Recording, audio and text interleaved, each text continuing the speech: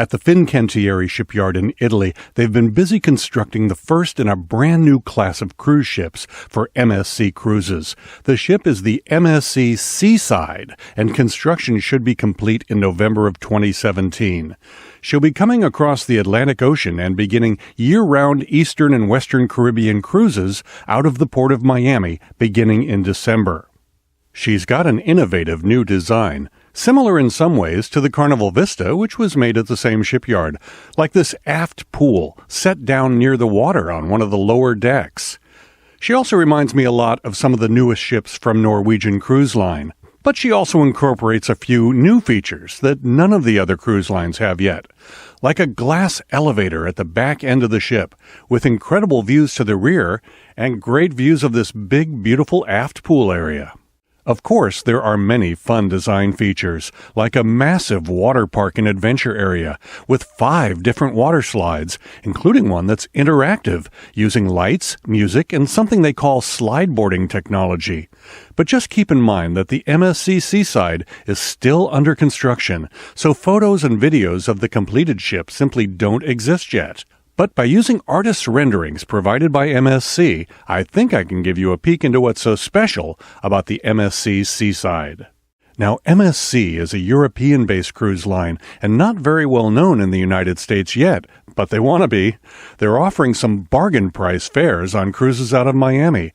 While some of the big cruise lines, like Royal Caribbean and Norwegian, have been steadily increasing their prices over the last few years, MSC prices are quite a bit lower than the competition.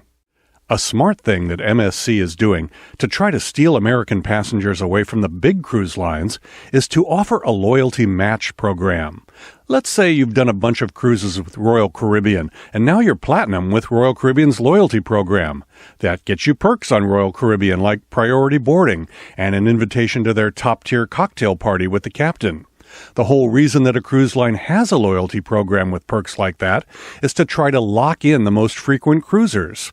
When you get used to having things like priority boarding, you're reluctant to try some new cruise line where you're starting at the bottom again and don't have those perks. But to try to steal away the most frequent cruisers from the other cruise lines, MSC has a loyalty match program. So in my case, I've done a total of 40 cruises over the years, and 26 of them were with Carnival, putting me in the second highest tier of Carnival's loyalty program. So even though I've never cruised with MSC before, MSC has agreed to match my Carnival loyalty status on my very first cruise with MSC and any others that follow.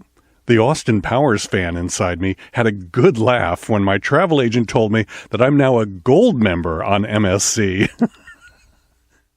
On MSC's website, you can view the complete list of all the benefits and the various levels of their loyalty program. But I'll tell you right now that the most valuable one is the 5% discount on the published cruise fare that they offer to every level of their loyalty program except the newbies. And if you're in the silver, gold, or black levels, they may even offer a greater than 5% discount, up to as high as 15% on some of the cruises that they're having trouble filling. Also, for the silver, gold, and black levels, a $50 onboard credit per person. So in the case of my wife and I and our upcoming first cruise with MSC, we ended up getting about a $180 discount off of the cruise price that's posted on MSC's website, plus a $100 onboard credit just for being platinum in Carnival's loyalty program. But it's a smart business move by MSC because it's a great way to motivate the loyal customers of other cruise lines to try MSC instead. I mentioned earlier that there are some similarities between the MSC Seaside and some of the newer Norwegian cruise line ships. The biggest one is an exclusive VIP area of the ship, walled off from the regular passengers, with its own pool, jacuzzis, restaurant, and bar, and where every VIP passenger has a butler and a concierge. On Norwegian, they call that the Haven. On MSC, it's known as the Yacht Club. Now, I've cruised in Norwegian's Haven 3 different times so far and have 2 more Haven cruises coming up in the next year or 2, so I'm a big fan of the concept. And when I started researching the MSC Seaside, I pretty much assumed that I'd want to get a cabin within the Yacht Club. The one that really caught my eye was the Royal Suite because it's got a private jacuzzi on the balcony.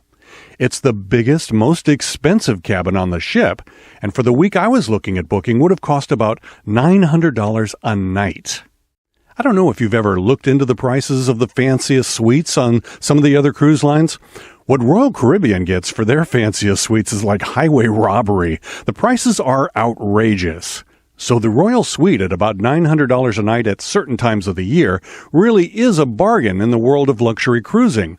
But I don't really need all that room in the cabin because I don't cruise with kids and grandkids. It's just me and the wife. And I don't need a butler. Sure, it's great to have one, but we don't need it. The one unusual thing that the Royal Suite has that really would be worth my wife and I paying the big bucks for is that private jacuzzi out on the balcony. We've had that once before out of all of our 40 previous cruises. One amazing suite that had its own jacuzzi on the balcony, and it was great. We loved it. And we want that again, but as inexpensively as possible. And the reason I'm so excited about the MSC Seaside is that it's the one cruise ship out of all the cruise ships in the entire world where they offer a not incredibly expensive suite with a Whirlpool tub on the balcony. In fact, there's 28 of them on the MSC Seaside. Officially, they're known as a suite with Whirlpool bath. If you take a look at the deck plans, you'll find them on all 7 decks between decks 9 and 15. There's 4 of them on each of those decks, 2 near the forward elevators and 2 near the aft elevators on each of those 7 decks. Let's zoom in a little closer to help you identify their location on the deck plans. See how these particular decks are wider at midship and narrower at the forward and aft ends. I'll put arrows in to direct your attention to the areas of the ship that I'm talking about where the width of that section of the ship changes, and that's where you'll find the suites that have the Whirlpool tubs on the balconies. See the one cabin on each side that's an orangish-reddish color on the deck plans with a little wave symbol? Those are the ones. Let's go to a close-up view of Deck 14 so you can see it even better. And to really emphasize my point, I've tweaked the deck plans myself to show where the Whirlpool tubs would be on the balconies. Those little blue ovals that I've added are, as best I can tell from my research, representative of where those tubs would be on the actual balconies. Now, I direct your attention to cabin 14063 over there on the left side. Look at how much larger that cabin is than most of the other cabins nearby. For example, 14059, light green color on the interior of the ship. That's an interior cabin, no balcony or even windows. It's only got 151 square feet of space inside. Look over to the left of that at 14057, a standard balcony cabin. That's got 183 square feet of interior space. But the Whirlpool Suite cabin 14063 has over 300 square feet of space. So it's a lot bigger than the neighbors. Okay, so there's 28 of these cabins spread over the 7 decks. And I think 14 of them may have a very bad flaw. I think that the 14 that are near the forward end of the ship are going to be windy when the ship is at sea. With the ship in motion, I think there's going to be some nasty wind out on those balconies. Let me add some arrows to illustrate how I bet the wind will be blowing when the ship is cruising at sea. I don't think sitting in any of those 14 forward-facing jacuzzis is going to be all that great when the ship is in motion. So for my money, I'd say it's a much better bet to book one of the other 14 Whirlpool suites, the ones that are located near the aft end of the ship, because I think those might be a little bit wind protected due to the way the width of the ship tapers in that area. So for my wife and I've booked cabin 14211. Now remember, the MSC Seaside is still under construction, so I can't offer an actual photograph of what our suite will look like, but here's an artist's concept. The purple color scheme doesn't do much for me, but I'm pretty sure that when I'm sitting in that Whirlpool tub out on the balcony, I won't have a care in the world. Earlier this year, we stayed in the owner's suite on Norwegian Pearl so that we'd have our own private jacuzzi on our balcony. $1,600 a night for that cabin, and I actually didn't mind paying it because it was the best cruise experience I had ever had out of 40 cruises. So you can imagine my delight when I booked the Whirlpool Suite on MSC Seaside for only $575 a night.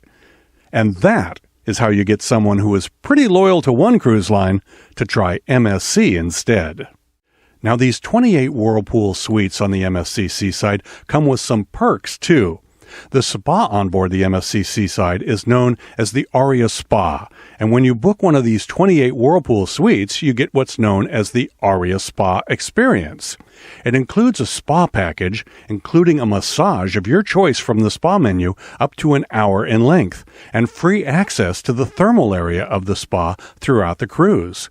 And if that wasn't enough, you also get an all-inclusive drink package for alcoholic or soft drinks for the length of the cruise. So those are some pretty nice little perks for folks willing to book one of these suites. Of course, there are many different types of cabins on board the MSC Seaside, from basic interior cabins that cost as little as $1,000 per couple for a 7-night cruise, to ocean view cabins, balcony cabins, suites, and incredible VIP suites with butler service in the MSC Yacht Club. And if you've ever sailed on a slightly older cruise ship, let's say one that was built 10 years ago, you'll be really impressed when you get on board a state-of-the-art brand new ship like the MSC Seaside. There'll be multiple electrical outlets in the cabins, USB charging ports, and, from what I hear, much better internet access speeds than you might have had on previous cruises on other cruise ships. In fact, MSC is spending tens of millions of dollars just on the technology aspects of this one new ship.